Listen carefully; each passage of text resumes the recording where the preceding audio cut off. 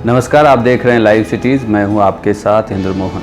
आज मैं फिर से आपको लालू यादव की एक कहानी सुनाने वाला हूं। मैं आपको वह वाक़या बताने वाला हूं जिसकी वजह से लालू यादव को गांव छोड़कर पटना आना पड़ा, या यूं कहूं कि लालू यादव की ज़िंदगी का वह अहम दिन जिसकी वजह से वो पटना आए और देश की सियासत में उन्होंने इतना बड़ा नाम कमाया। इस कहानी की मैं शुरुआत करूँ उसके पहले आपको थोड़ा सा मैं बैकग्राउंडर बता देता हूँ। लालू यादव जिस गांव में रहते थे, तो लालू यादव ने लिखा है कि उनके गांव के जिस स्कूल में वो पढ़ते थे, उस स्कूल में घड़ी की व्यवस्था नहीं थी। तो स्कूल ग्राउंड में दो गड्ढे थे, एक बड़ा गड्ढा था, एक छोटा गड्ढा था। और जब सूर्य की किरणें उस गड्ढों में पड़ती थी तो उसी से अनुमान लगाया जाता था कि छुट्टी कब होगी, लंच टाइम कब होगा। और उसके बाद जब छुट्टी होती थी तो छुट्टी के बाद लालू यादव अक्सर तालाब के किनारे बैठा करते थे। लालू यादव ने लिखा है इस किताब में कि उन्हें मछली पकड़ने का बहुत शौक़ था, और एक बांस की बनी हुई, उन्होंने लिखा है कि एक बांस का बना हुआ बर्तन जैसा कुछ होता था जिसमें वो मछली पकड़ कर रखते थे, और वहीं उपले में उसे पकाकर, उपले मतलब गाय के गोबर से बना हुआ, जिसे बिहार में देहाती शब्दों में कहूँ तो बहुत जगह अलग अलग तौर पे जानते हैं। तो उन्हीं उपलों में उस मछली को पकाकर वह खा भी जाते थे। और लालू यादव ने यह भी लिखा है कि मुझे बरसात के दिनों में पीले रंग के मेढक बहुत पसंद थे। जब वो बोलते थे तो मैं उन घंटों बैठकर तालाब के किनारे उन मेढकों की आवाज़ को सुना करता था, अपने दोस्तों के साथ खेला करता था। खैर, लालू यादव का दिन दिनों दिन बीतता जा रहा था। वो पूरे दिन अपने दोस्तों के साथ खेलते थे, गाँव के स्कूल में जाते थे, पढ़ते थे, गाय चराते थे। इसके बाद एक दिन ऐसा हुआ, मैं इस घटना को बताऊं उसके पहले मैं थोड़ा सा आपको यह भी बता दूं कि लालू यादव, इस घटना को जब मैं आपको बताने जा रहा हूं तो लालू यादव और जिस किताब को मैं पढ़ रहा था तो सडनली मुझे भगवान कृष्ण की भी याद आई, और मुझे लगा कि देखिए दोनों की घटनाओं में कितनी समानता थी। भगवान कृष्ण भी अक्सर गाँव में शरारत करते थे। कभी मक्खन चुरा कर खा लेते थे, कभी मटकियाँ तोड़ देते थे।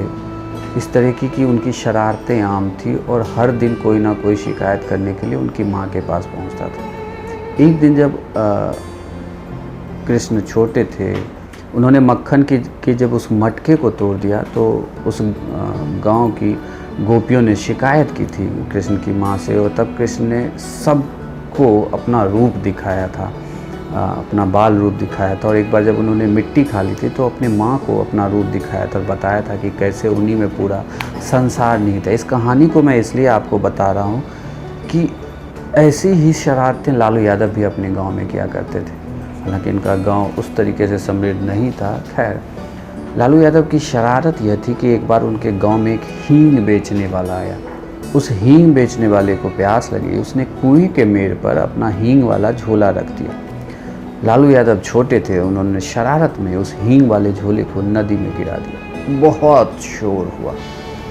उस हींग वाले ने पूरे गांव में बवाल काट दिया। यहाँ से लालू यादव की ज़िंदगी बदलने वाली थी, ऐसे ही जैसे कृष्ण ने अपनी माँ को पूरा रूप दिखाया था। लालू यादव की शरारत ने उन्हें पटना आने को मजबूर कर दिया। हुआ यूँ, जिस दिन यह पूरी घटना घटी उसी दिन लालू यादव के बड़े भाई मुकुंद राय भी गांव आए हुए। मुकुंद राय को एक वेटनरी फार्म हाउस में दैनिक वेतन का काम मिल गया था, जहां वो बच्चों को दूध पिलाया करते थे। तो वह गांव आए हुए थे।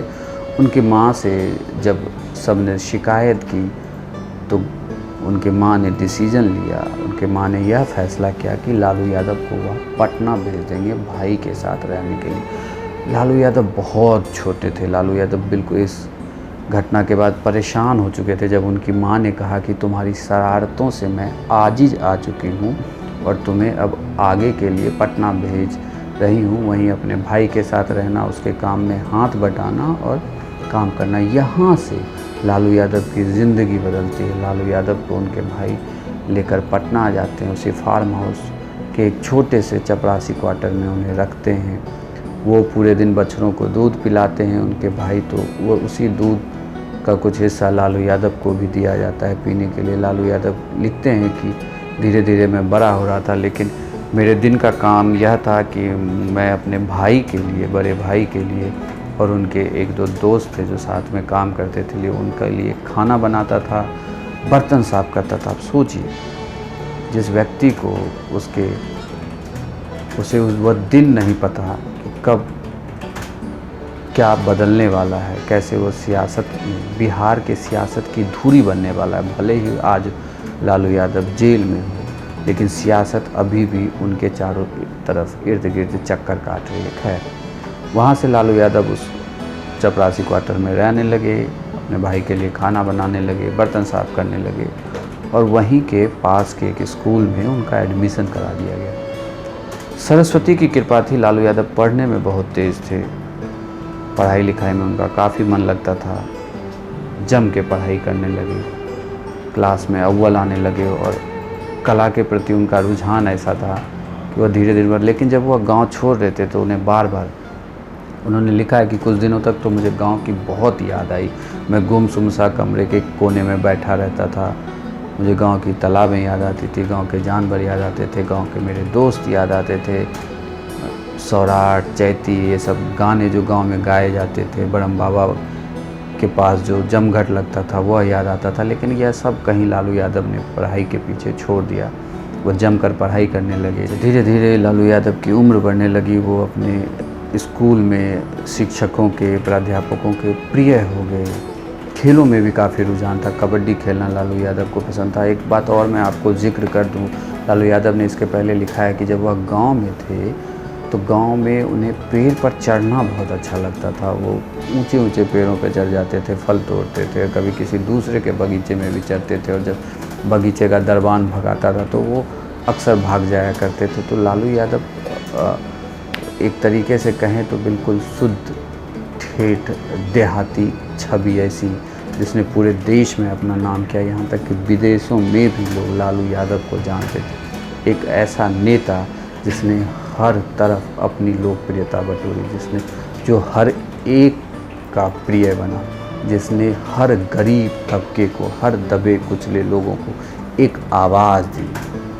वह हर एक की आवाज़ बना। उसने बताया कि सत्ता सिर्फ उन्हीं लोगों के पास नहीं जा सकती जिनके पास संसाधन है। सत्ता उनके पास भी जा सकती है जिन्हें अपने अधिकार के लिए, अपने हक के लिए लड़ना आता है, जिन्हें बात करनी आती है, जिन्हें बोलना आता है, जिन्हें जूझना आता है। वो जूझ कर अपने हक को ले सकता है और सत्ता तक पहुंच सकता है, अपने लोगों को अधिकार दे सकता है, अपने लोगों की आवाज़ बन सकता है, अपने लोगों की आवाज़ को दूसरे लोगों तक पहुंचा सकता है। लालू यादव का पटना आने के बाद सर्वांगीण विकास हो रहा था। लगातार वो स्कूलों में लोकप्रियता हासिल कर रहे थे। शेखपुरा स्कूल से प्राथमिक शिक्षा लेने के बाद लालू यादव का एडमिशन बीएमपी स्कूल में हुआ, जहाँ से उन्होंने आगे की पढ़ाई पूरी की।